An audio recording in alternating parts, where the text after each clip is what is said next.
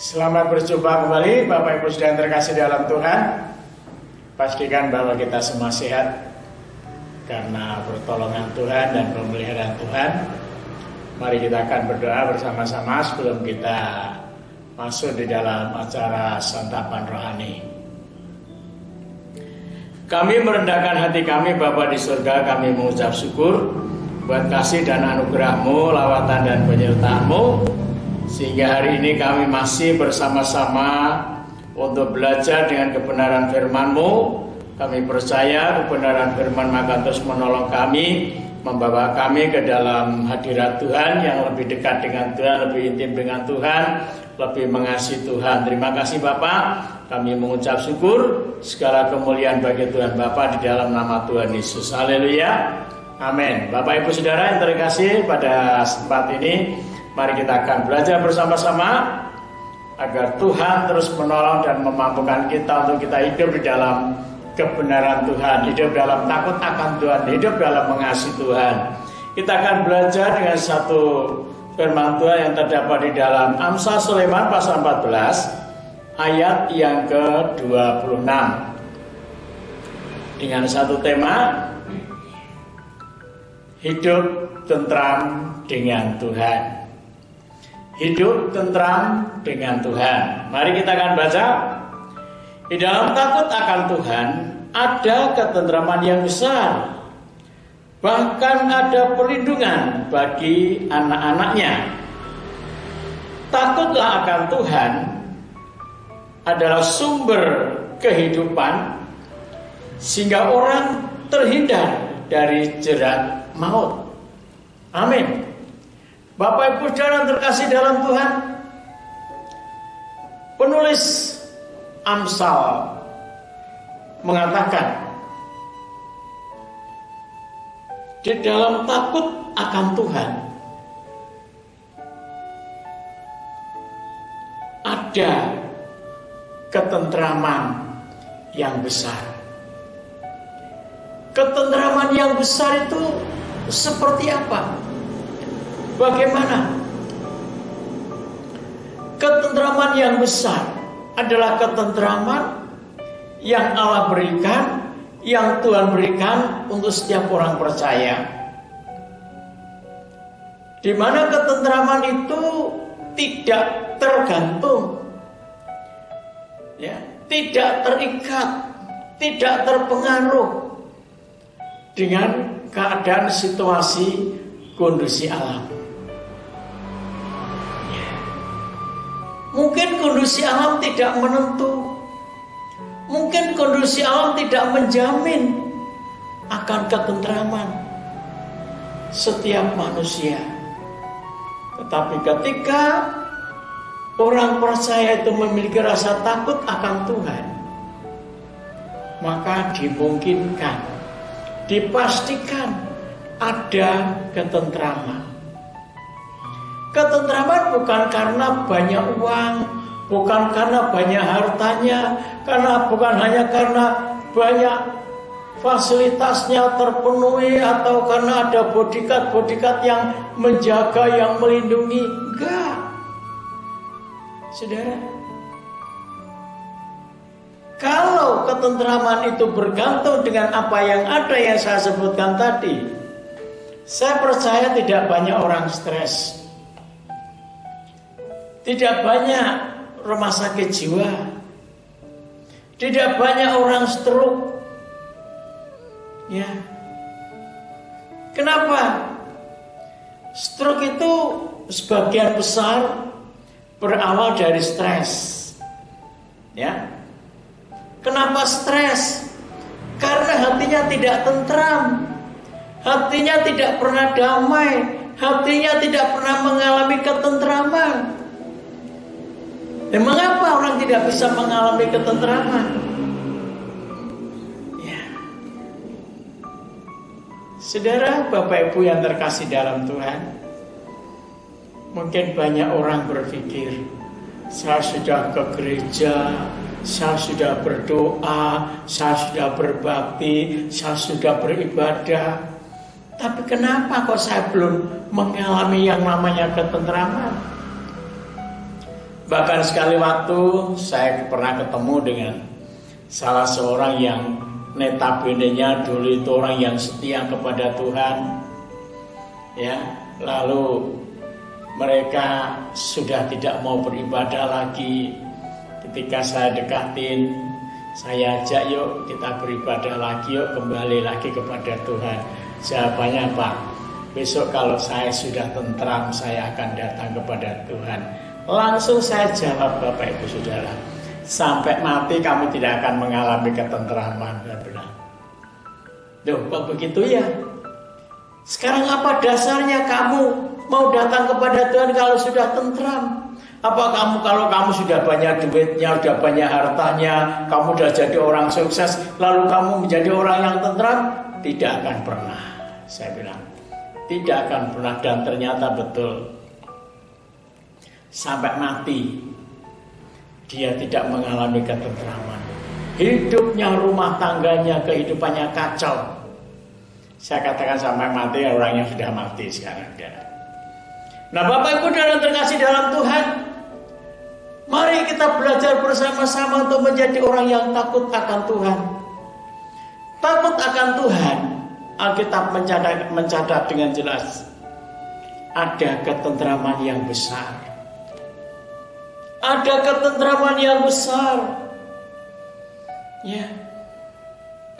Bahkan Bapak Ibu Saudara, yang kedua dikatakan bahkan ada perlindungan bagi siapa? Bagi anak-anaknya. Bapak Ibu Saudara, era ini adalah era global. Ya, era ini adalah era global. Pastikan putra-putri Bapak Ibu Saudara menjadi anak-anak yang ada dalam perlindungan Tuhan. Dari mana kita bisa memastikan bahwa anak-anak kita ada dalam perlindungan Tuhan? Dari mana kita bisa memastikan bahwa anak cucu-cucu kita dalam perlindungan Tuhan? Kita bisa memastikan ketika kita menjadi orang yang takut akan Tuhan. Permasalahannya, orang untuk diajak takut akan Tuhan itu sangat susah. Ya. Oleh karena itu Bapak Ibu Saudara, mungkin saudara bertanya, kenapa ya orang kok susah untuk diajak takut akan Tuhan ya? Saya kasih tahu saudara. Yang pertama, manusia lebih suka menuruti keinginan daging daripada menurut Tuhan. Yang kedua, manusia lebih senang ya yang menikmati ketentraman sementara. Ya, mungkin bisa joget di diskotik, ya, di tempat-tempat yang gemerlapan, yang kelihatannya indah, kelihatannya menyenangkan, di kafe-kafe, di tempat-tempat karaoke. Ya, itu memang itu menghibur kelihatannya, tetapi sesungguhnya itu merusak jiwa. Mengapa saya katakan itu merusak jiwa? Iya. Kalau saudara nggak percaya, coba buktikan. Ya, saudara akan rusak jiwa saudara. Untuk menjadi orang yang mengalami ketentraman bukan ada di tempat-tempat seperti itu. Ketika kita menjadi orang yang takut akan Tuhan. Ya. Orang yang takut akan Tuhan itu saudara, standarnya satu, menjauhi kejahatan. Yang kedua, jujur. Dan yang ketiga, ya, saleh. Ya, kalau saudara baca dalam Ayub pasal 1, ya, Ayub itu orangnya saleh, dia jujur, dia takut akan Tuhan, dia menjauhi kejahatan. Mungkin saudara bertanya, loh, tetapi Ayub kenapa menghadapi masalah itu? Iya, karena kejujuran. Takut akan Tuhan, menjauhi kejahatan, hidup dalam kesalehan, perlu diuji. Ya, perlu diuji. Benar nggak? Saleh benar nggak? Takut akan Tuhan benar nggak? Jujur benar nggak? Ketika kita diuji, disitulah Tuhan mengatakan, pencobaan-pencobaan yang kamu alami tidak melebihi kekuatanmu. Pada waktu kamu dicobai, Dia akan memberi jalan keluar, sebab Tuhan itu setia. Ketika saudara dan saya menjadi orang yang takut akan Tuhan, saudara dan saya dibela oleh Tuhan. Ketika saudara dicobai, saudara dibela oleh Tuhan. Bapak Ibu saudara dibela oleh Tuhan. Ayat 26. Dalam takut akan Tuhan ada ketentraman yang besar, bahkan ada perlindungan bagi anak-anaknya. Ya, saudara jangan takut menjadi orang yang takut akan Tuhan. Anak-anak saudara tetap dalam perlindungan dan dalam pemeliharaan Tuhan, dalam kasih sayang Tuhan. Ayat 27 dikatakan, takut akan Tuhan ada sumber kehidupan, adalah sumber kehidupan, sehingga orang terhindar dari jerat maut. Ya, sehingga orang terhindar dari jerat maut. Saudara, siapa orang yang bisa menghindarkan dari jerat maut? Apakah ada orang? Apakah ada ilmu yang bisa menghindarkan orang dari jerat maut? Saya katakan tidak ada. Yang bisa menghindarkan, yang bisa melepaskan orang dari jerat maut hanya korban Kristus. Roma pasal 8 ayat 1 dan 2 dikatakan, bagi kita yang ada dalam Kristus Yesus sudah tidak ada penghukuman lagi.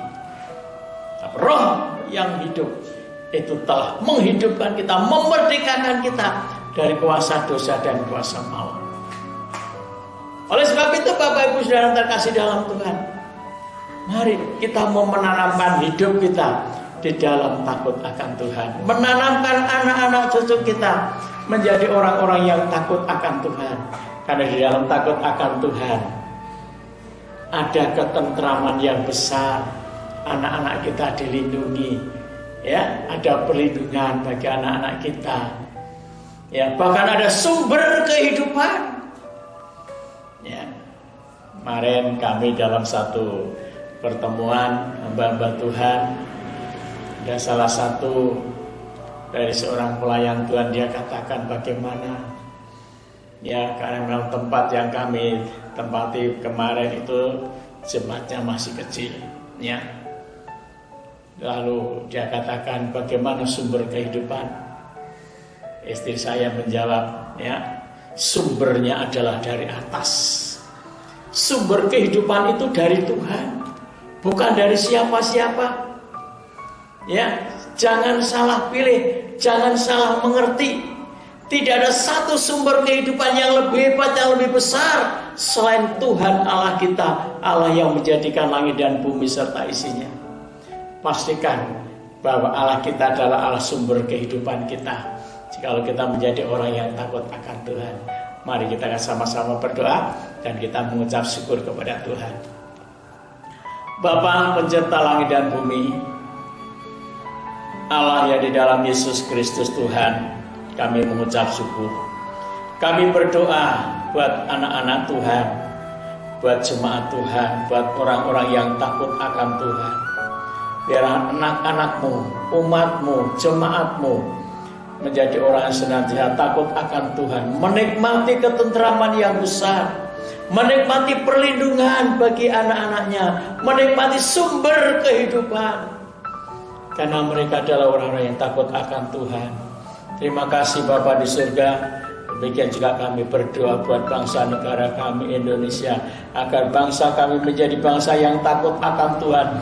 Pemerintahan kami pemerintahan yang takut akan Tuhan, sehingga ada sumber kehidupan, ada sumber ketentraman, ada sumber ketentangan.